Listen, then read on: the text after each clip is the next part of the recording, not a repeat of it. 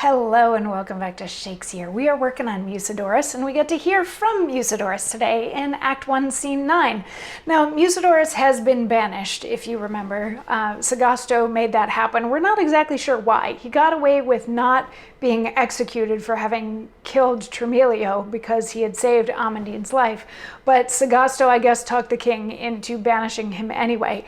But before he left, he and Amandine got to have a scene where they professed their love for one another, and she said that she would go with him on his banishment, and they agreed that they would meet by the well, by the tree, in the forest, about where the whole bear thing happened. And at the beginning of Act 1, Scene 9, Amandine shows up to the rendezvous point, and she's the first one there, and she's greeted by Bremo, and I say greeted rather loosely. He grabs her and starts talking about how he's going to eat her. He's going to dismember her and eat her and drink her blood and all this sort of thing. And she finally kneels down to accept her fate. She's been pleading with him, please don't kill me, please don't kill me. And he's unable to do it. He's unable to go through with actually killing her because she's so pretty. So instead, he asks her to live with him in the forest. And she's like, I don't really want to live in the forest. He's like, you don't really get a choice in that.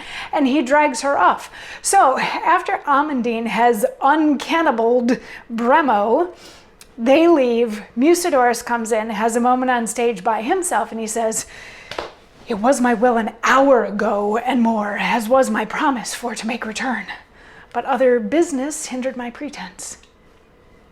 It is a world to see when man appoints and purposely one certain thing decrees, how many things may hinder his intent. What one would wish, the same, is farthest off. But yet the appointed time cannot be past, nor hath her presence yet prevented me. Well, here I will stay and expect her coming. Someone or other is pursued, no doubt. Perhaps some search for me. 'Tis good to doubt the worst, therefore I'll be gone. So, and in there was, you hear them yelling off stage, you hear somebody yelling, hold him, hold him. So he comes in, he thinks that he's the first one to the rendezvous point, and he's annoyed with himself for being late. He's talking a little bit about Murphy's Law here. He's like, you know, when you really want to do just one thing, so many other little things get in your way that prevent you from doing the thing that you need to do. And he's like, but I know I'm not late. I know I'm not late, and I didn't see her on the way here, so she's probably not here yet, and I'll just wait. But then he hears these cries of hold him from off stage, and he's like, oh my goodness, maybe they're looking for me. I shouldn't just wait here. So he runs off stage. Mouse is gonna come on stage and have a monologue for us tomorrow. I'll see you then. Mwah.